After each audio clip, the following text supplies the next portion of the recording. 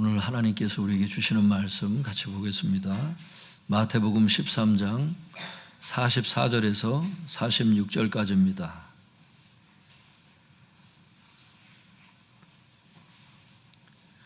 마태복음 13장 44절에서 46절까지 보겠습니다.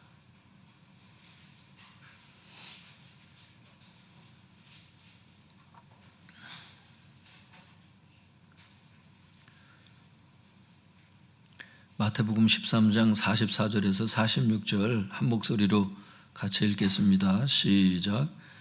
천국은 마치 밭에 감추인 보화와 같으니 사람이 이를 발견한 후 숨겨두고 기뻐하며 돌아가서 자기의 소유를 다 팔아 그 밭을 사느니라. 또 천국은 마치 좋은 진주를 구하는 장사와 같으니 극히 값진 진주 하나를 발견하매 가서 자기의 소유를 다 팔아 그 진주를 사느니라. 제목을 한번 따라해 보겠습니다. 보화 비유와 진주 비유. 다시 한번 해보겠습니다. 보화 비유와 진주 비유.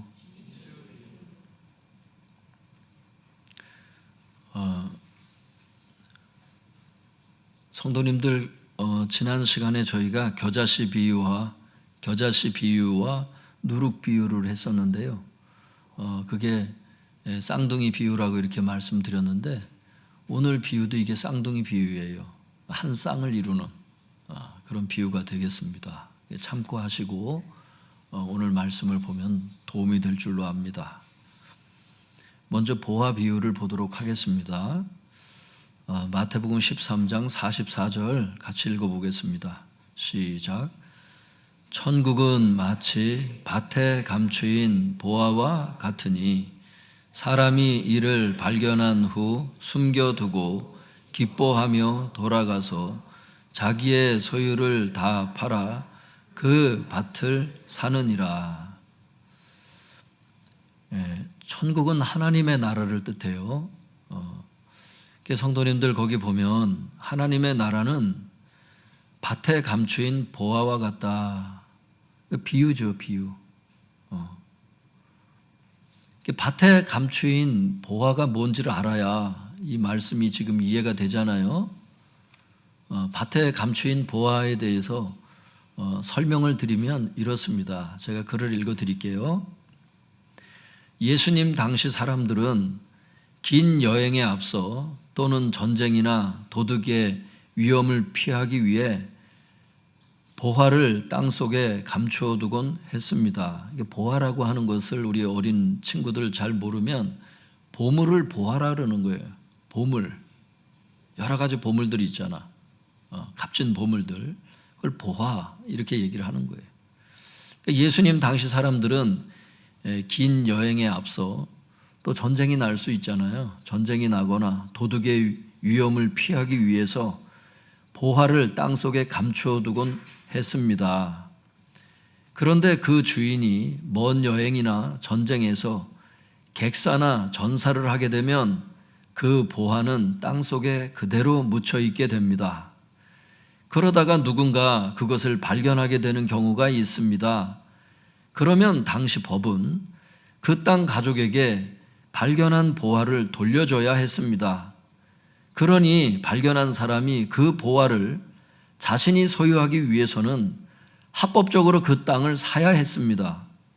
만약 보화의 가치가 값을 매길 수 없을 만큼 엄청나게 크다면 자기의 소유를 다 팔아서라도 그 밭을 샀습니다.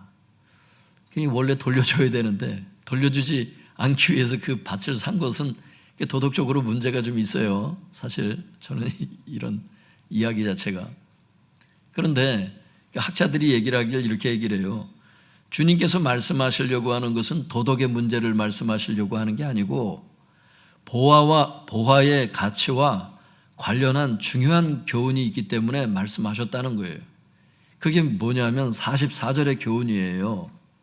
그러니까 우리가 내용을 지금 봤으니까 이제 본문이 이해가 될 겁니다.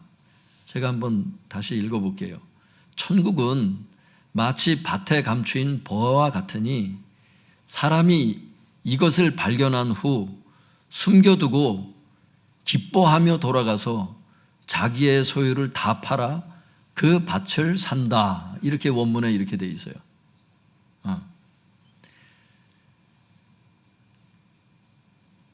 이 교훈이 도대체 뭘 얘기하는 거냐 그러면 이 말씀이 무슨 교훈을 말씀하시려고 하는 거냐? 하나님의 나라는 마치 밭에 감추인 보화와 같아서 모든 사람이 하나님 나라를 다 발견하는 것은 아니라는 거예요. 밭에 보화라 할지라도 모든 사람이 다 보물을 발견하는 건 아니잖아요. 그와 같다는 거예요. 모든 사람이 하나님 나라의 그 가치를 다 발견하는 것은 아닙니다. 하지만 일단 하나님의 나라를 발견한 사람은 하나님 나라의 가치가 값을 매길 수 없을 만큼 엄청나게 크다는 것을 알기 때문에 기뻐하며 자기의 소유를 다 팔아 하나님의 나라를 소유한다는 것입니다. 즉 가치가 큰 하나님의 나라를 소유하기 위해 가치가 작은 자기의 소유를 기쁨으로 다 파는 것입니다.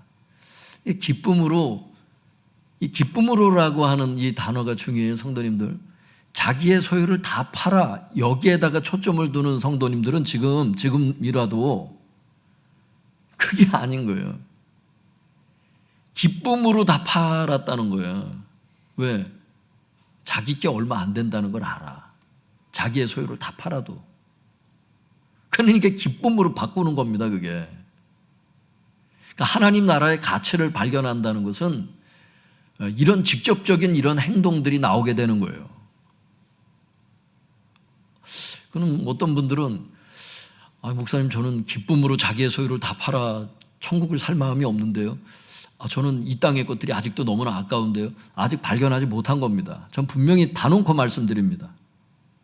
여러분 가운데 오늘 이 설교를 듣는 분 가운데 제가 그분들을 비난하려고 이런 말씀드리는 게 아니에요. 그런데 말씀 해석상 보면 일단 발견하면 기쁨으로 자기의 소유를 다 팔아서라도 그 밭을 사고야마는 그 정도의 가치를 발견할 수밖에 없다는 거예요.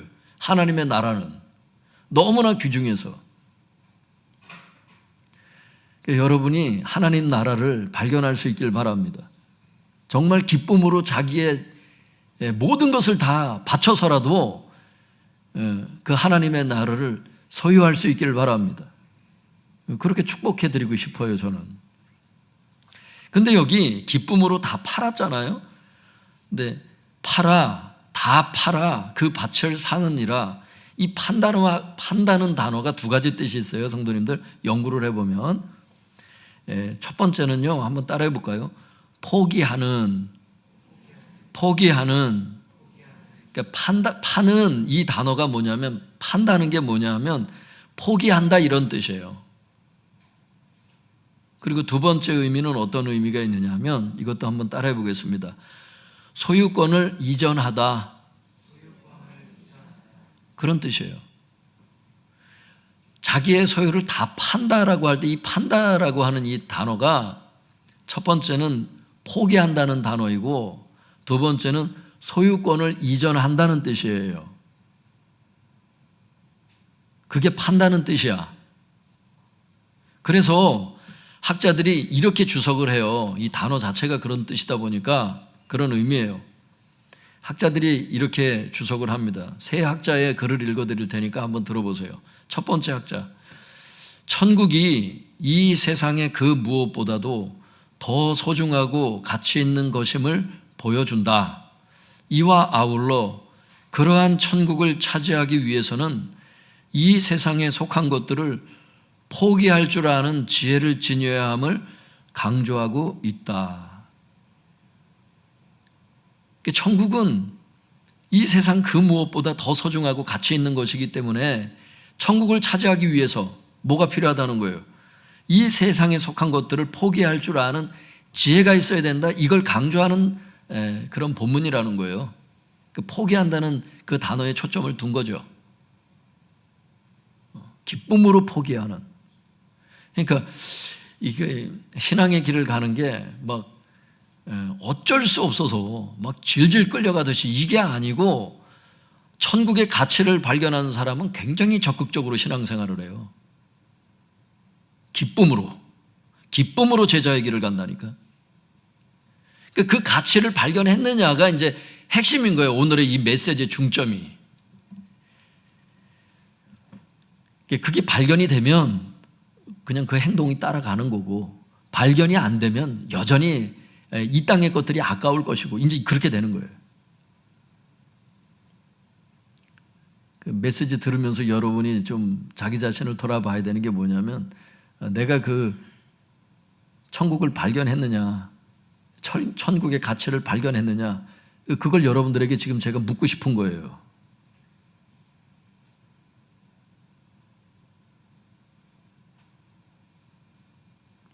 그리고 정직하게 여러분 자신이 돌아봤을 때 내가 기쁨으로 자기의 소유를 다 판다라고 하는 그 단어에 정말 그렇게 자기의 소유를 다 포기할 만큼은 아닌 것 같다라고 했을 때는 좀 심각하게 좀 자기 자신을 돌아보며 좀 하나님과 대면하는 시간이 좀 필요할 겁니다.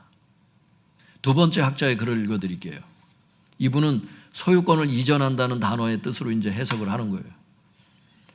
하나님 나라를 소유하기 위해서는 누구든지 예외 없이 자신의 모든 소유의 소유권을 하나님께 이전해야 하는 것이다.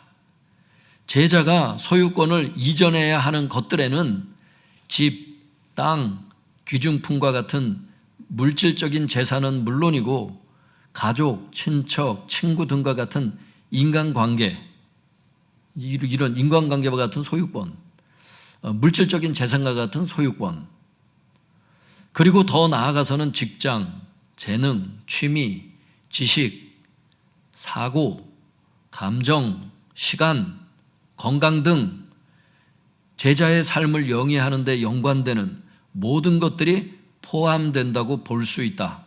그러니까 모든 것들에 대한 소유권 이전, 하나님께 등기로 드리는.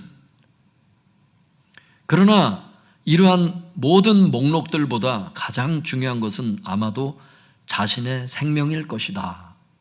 그러니까 모든 것을 다 드려도 자신의 생명만큼은 드리지 않는 사람 있잖아요. 그럴 수 있잖아. 자기의 생명과 자기의 모든 재산을 비교할 때 비교가 되겠습니까? 근데 자기 십자가를 지고 따라와야 된다잖아, 주님은. 자기 생명을 내대야 되는 거거든. 자기의 모든 소유권을 이전한다라고 얘기할 때 이렇게 물질적인 재산, 그 다음에 인간관계, 또 아까 얘기했던 이런 직업, 건강, 시간, 모든 것들을 포함하는, 또 자기 생명까지 포함하는 이런 소유권에 대한 이전, 이게 판다라고 하는 단어의 뜻이라는 거예요. 그러니까 저는 오늘 이 설교를 준비를 하면서 제가 묵상하건대 제 묵상이 맞다면 오늘 하나님께서 그걸 말씀하시는 것 같아요. 이게 천국을 소유하려면 어떻게 해야 되느냐, 이거에 대한 메시지이기 때문에 천국을 소유하려면 어떻게 해야 되느냐, 여기에 대한 메시지이기 때문에 그 말이 즉 어떤 뜻이냐, 어떤 사람이 천국에 들어갈 수 있는가, 여기에 대한 메시지가 아니냐. 저는 정직하게 저는 설교자로서 이렇게 말씀을 안 드릴 수가 없어요. 일단은 천국을 발견해야 되겠고, 그 가치를. 그 다음에는 소유권 이전과 이 땅의 것들을 하나님께서 말씀하시면 뭐든지 포기할 수 있는, 자기의 생명과 재산과 인간관계까지도 포기할 수 있는, 소유권을 이전할 수 있는 그런 제자만이 결국엔 하나님 나라를 소유할 수 있다, 이 말씀이 아니냐는 거예요. 전 그렇게 이해를 했어요. 마지막 세 번째 학자는 이렇게 얘기를 해요. 천국이 일단 그 헤아릴 수 없는 가치가 발견되었을 때는 절대적인 제자의 길이라는 형태의 무조건적인 응답을 요구한다. 다시 말씀드릴게요. 천국이 일단 그 헤아릴 수 없는 가치가 발견되었을 때는 절대적인 제자의 길이라는 형태의 무조건적인 응답을 요구한다. 천국을 우리가 그 가치를 발견하잖아요. 절대적인 제자의 길을 가야만 하는, 그렇게 우리가 응답해야만 하는 이것을 천국이 우리에게 요구한다는 거예요. 천국은 제자들에게 그 제자의 길을, 절대적인 제자의 길을 요구한다는 겁니다. 이 말은 절대적인 제자의 길을 가는 자만이 결국 천국을 소유할 수 있다. 즉, 그 사람들만이 천국에 들어갈 수 있다. 이걸 비유로, 보화 비유라고 하는 것을 통해서 주님께서 이 진리를 지금 우리에게 계시하고 있는 것이다. 저는 이렇게 이해를 하는 거예요.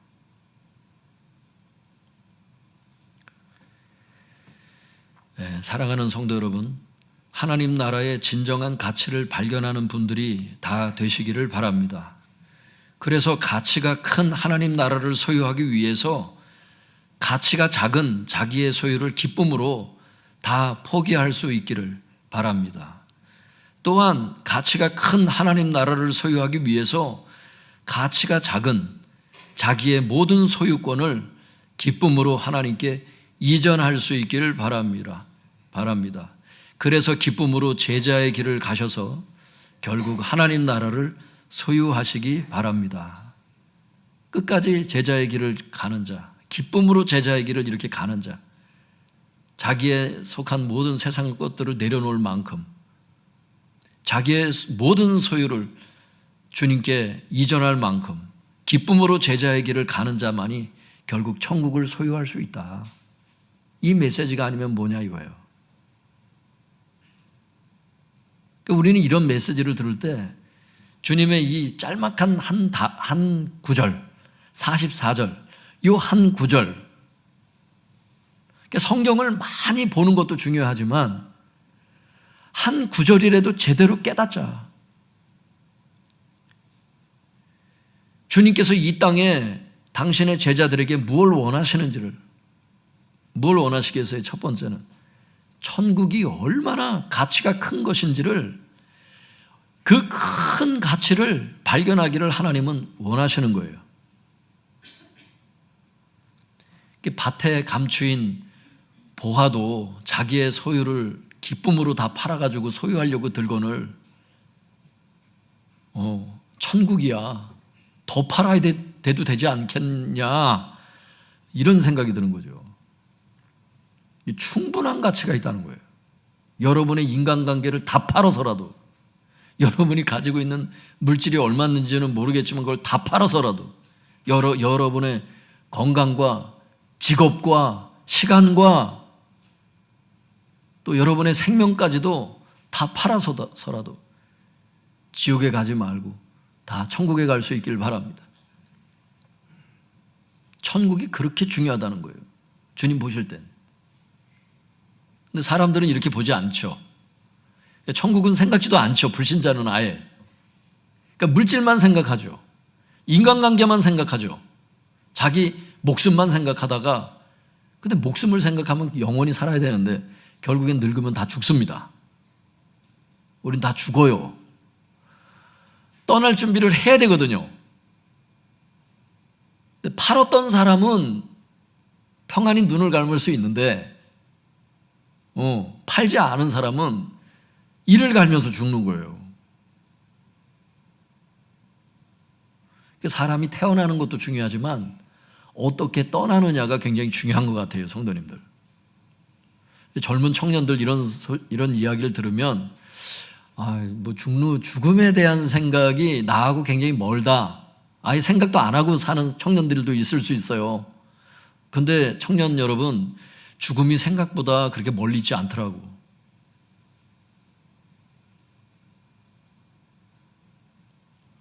저녁에 잠을 자려고 눈을 감았는데 새벽에 눈을 뜨지 못하는 사람도 상당히 많아요.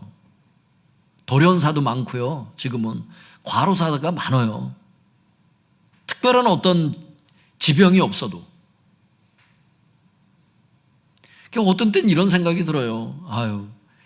이사야 말씀처럼 너의 생명이 너의 호흡이 코끝에 있느니라. 이사야 말씀. 숨을 들이쉬고 내쉬는데 들이쉬질 못해. 어느 순간 코끝에 있는 거야. 끝난 거야. 그냥. 이게 죽음이고 이게 삶이라는 거야. 그러니까 삶과 죽음이 멀리 있지 않아요. 코끝에 있다는 거야.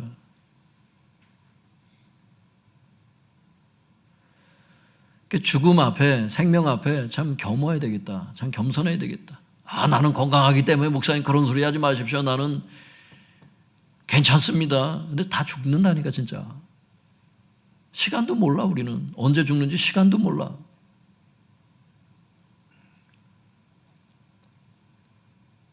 자기 자신을 너무 자신 있게 그렇게 생각하지 말아라. 교만이 될 수 있다. 하나님 앞에. 하나님께서 주신 시간들이에요. 다. 시간도 달란트고요. 건강도 달란트고 가족 나에게 주신 다 축복이야. 잘 누릴 수 있길 바랍니다. 행복이 멀리 있는 게 아니에요. 지금 주신 것에 대해서 감사하고 너무 높은 것을 자꾸 바라보면서 그걸 가지려고 더 많은 높은 것을 자꾸 차지하려고 그러다가 자꾸 행복 놓치지 마시고 주신 것에 감사하세요. 재정도 주님께서 주신 거 얼마를 주셨든지 감사하래요. 주님께서 함께 하신다고. 그 말은 필요하면 더 주시겠다는 뜻이야. 믿습니까?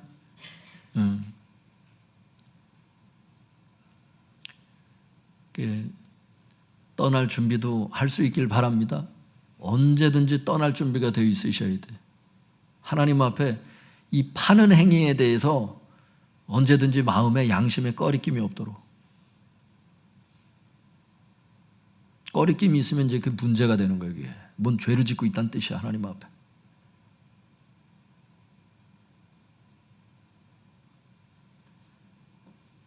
다 팔고 양심에 꺼리낌이 없는 게 행복이에요. 성도님들.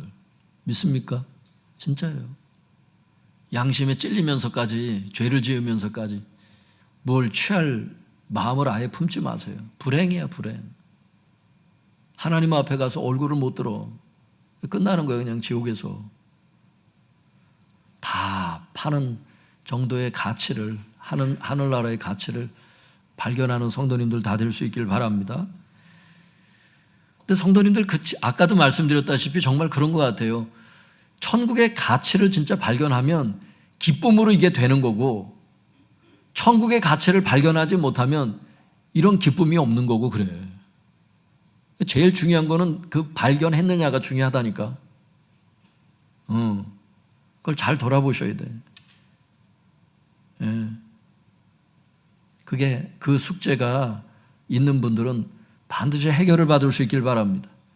천국의 가치를 발견했다면은 그냥 기쁨으로 지금 가시는 거예요. 근데 천국의 가치가 발견이 안 됐으면은 신앙생활이 굉장히 슬프거든요.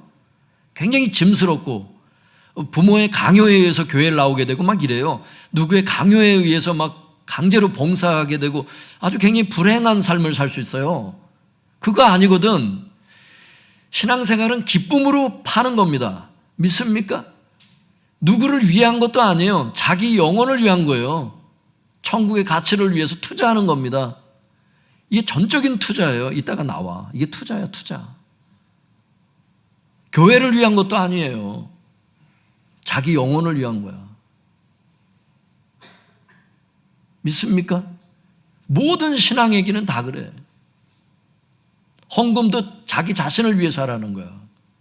주일 성수도 자기 자신을 위해서 하라는 거야. 기도도 마찬가지고. 교회를 위해서 매일 1시간씩 위해서 기도해 주세요. 그게 아닙니다. 자기 자신을 위해서 깨어 기도하라는 거예요. 주님께서는. 너희가 1시간 동안도 나와 함께 기도할 수 없더냐. 주님께서는 교회에서 날마다 기도하신다고, 주님은 중보하신다고. 우리 집에서 주님께서 골방에서 기도하신다고. 주님께서 기도하실 때 그 자리에 내가 주님 옆에 앉아 있을 수 있길 바랍니다. 주님을 바람 맞히지 않길 바랍니다.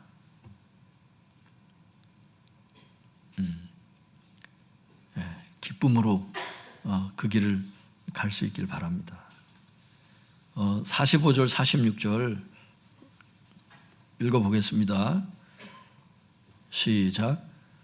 또 천국은 마치 좋은 진주를 구하는 장사와 같으니 극히 값진 진주 하나를 발견하매 가서 자기의 소유를 다 팔아 그 진주를 사느니라.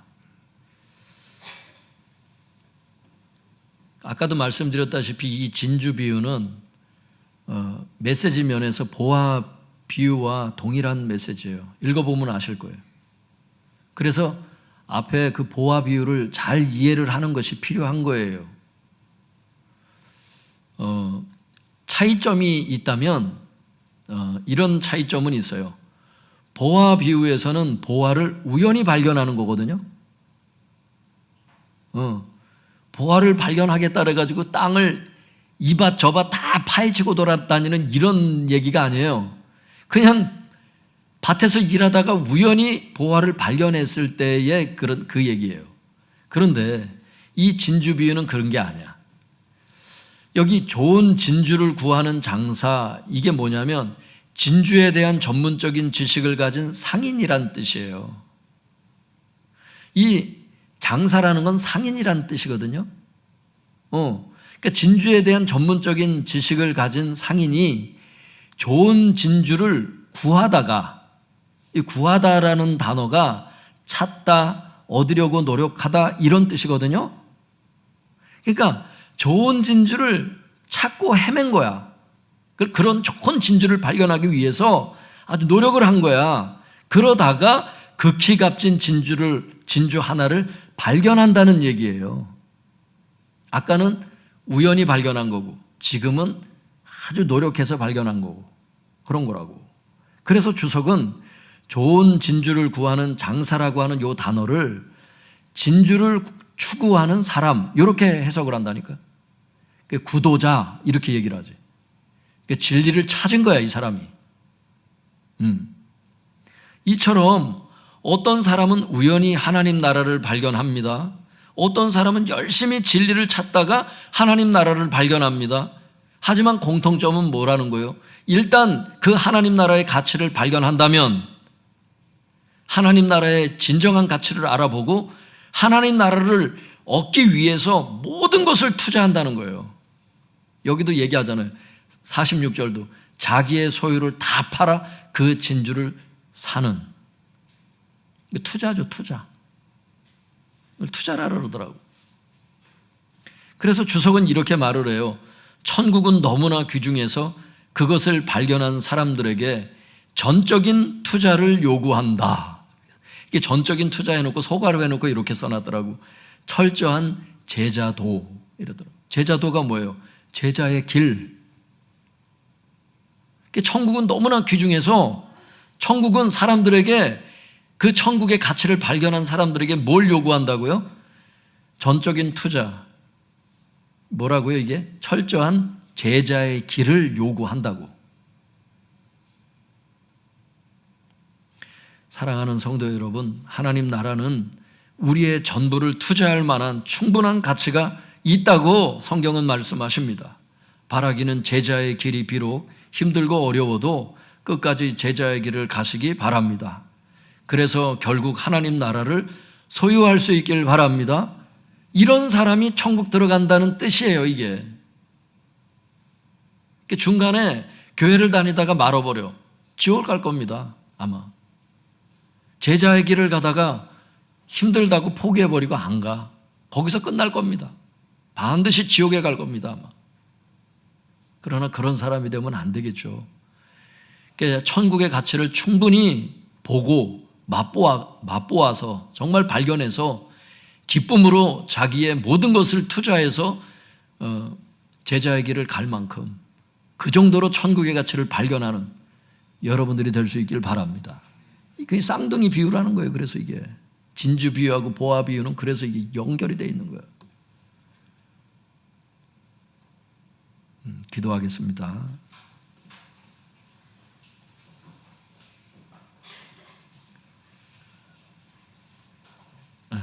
말씀 붙잡고 기도하세요, 성도님들.